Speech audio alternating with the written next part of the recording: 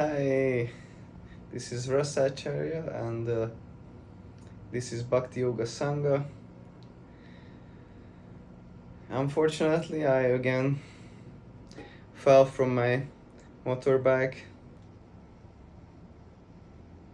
but this is a good time to start our Bhagavad Gita series. Bhagavad Gita is the big book of yoga, and I thought we can have some talks. At least I can talk, and if we will have more viewers, we can have some comments, discussions. So yes, Bhagavad Gita is such a famous book. Many of you must have heard of it. Psychologists, philosophists, so many people use this book and for so many purposes. This is also the big book of India. Really so famous. Even if you're not religious, still Bhagavad Gita can give you so much.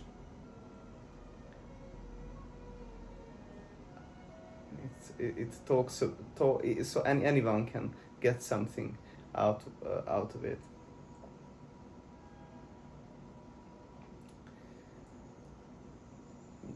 So it also shows you how you can get free from all stress and suffering.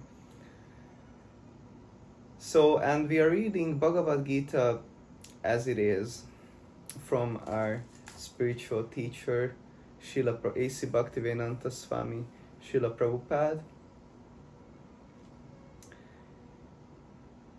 He came from India to the United States in the 70s, the 60s actually, to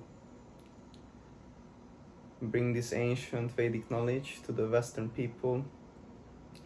He saw how much people were suffering, how much people were, how materialistic they were, and they didn't know about this pure Vedic knowledge, which can give relief from this material existence, from all the suffering. Yes, and so he translated Bhagavad Gita and gave it the subtitle as it is, because so many versions of Bhagavad Gita out there, but they may not truly convey the meaning of Bhagavad Gita. Bhagavad Gita is a bhakti book. It's a devotional book. Krishna is teaching pure bhakti to Arjuna, who was a bhakta, who was a devotee.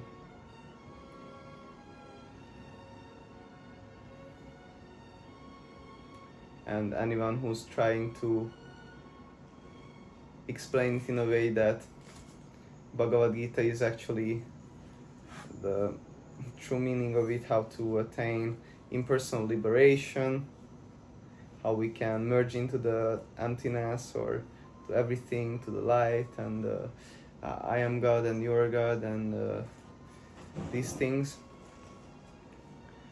So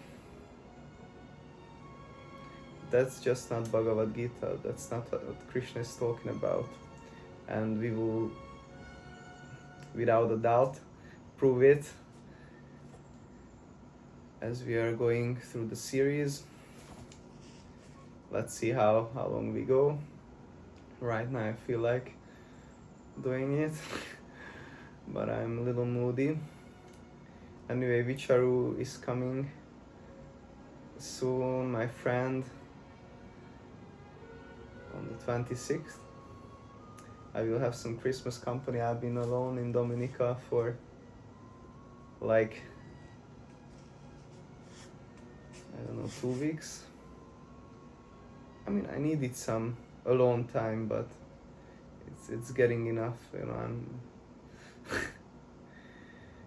yeah, after India, I really needed some peace. So many people, so much noise, but now it was good. So we can start with the first verse. I just have my phone, so I will read from it. Dhṛtarāṣṭra vacha dharmashetre Kurukṣetre samaveta mamaka Pāṇḍavascaiva kimakurvata Sañjaya. Translation. Dhṛtarāṣṭra said, O Sañjaya, after my sons and the sons of Pāṇḍu assembled in the place of pilgrimage at Kurukṣetra, desiring to fight, what did they do? Okay, so Dharmashetra, Kurukṣetra.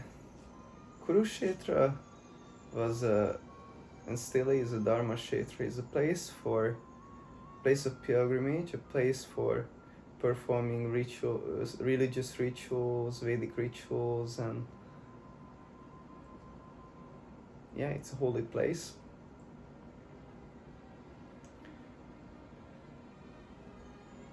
And Dharmashetra, Kurukṣetra, Samaveta Utsava. Samaveta, so they assembled there to fight, and who? Mamaka Pāṇḍavascaiva. Mamaka, King Dhṛtarāṣṭra is saying that my sons,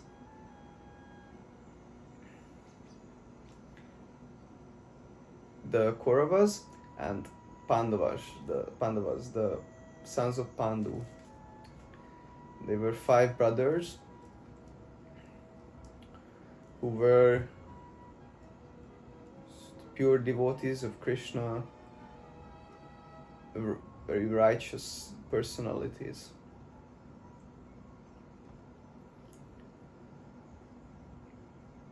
So Samaveta Utsava Mamaka Pāṇḍavascaiva kimakurvata Sañjaya. What did they do? So it came to the fight. There's the whole story of Mahabharata, which talk about the time before the battle of Kurukṣetra, how the controversy between the Kauravas and the Pandavas. So King Yudhishthira, I mean, he would become king. So he was going to be king, but there was a gambling match and he lost his kingdom, and also the Kauravas humiliated Draupadi, who was the Pandavas' wife. Yeah, like she had 5 husbands. She was a powerful woman. I mean, this was a special case. They tried to undress her in front of so many people. That's a great offense in the Vedic culture. So and then they exiled the Pandavas, and also they did so many nasty things against them, like trying to set them on fire and poisoning them, at least one of them.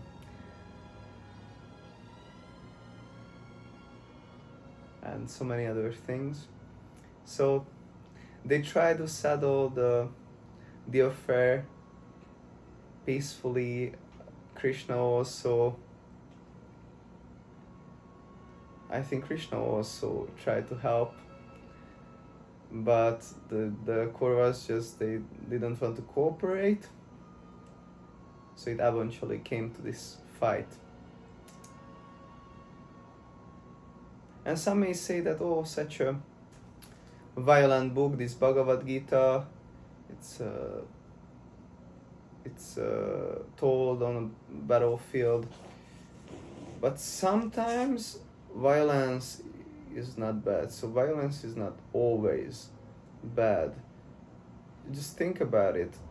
There are murderers, if there are murderers on the street and we just let them do their thing,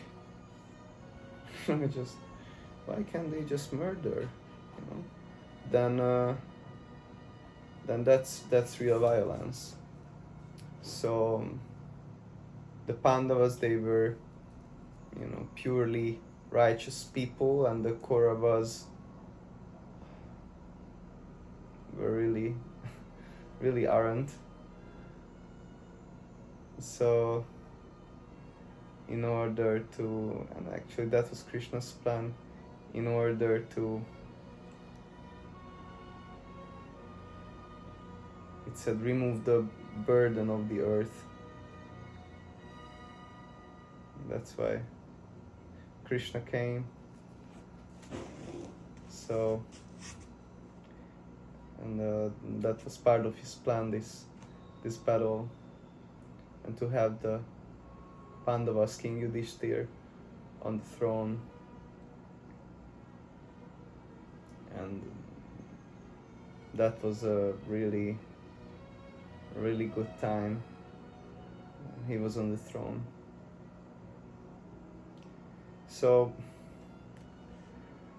I could say this much about the first verse and the introduction. Okay, next verse is coming. I don't know which I will choose. Thank you very much. Hare Krishna.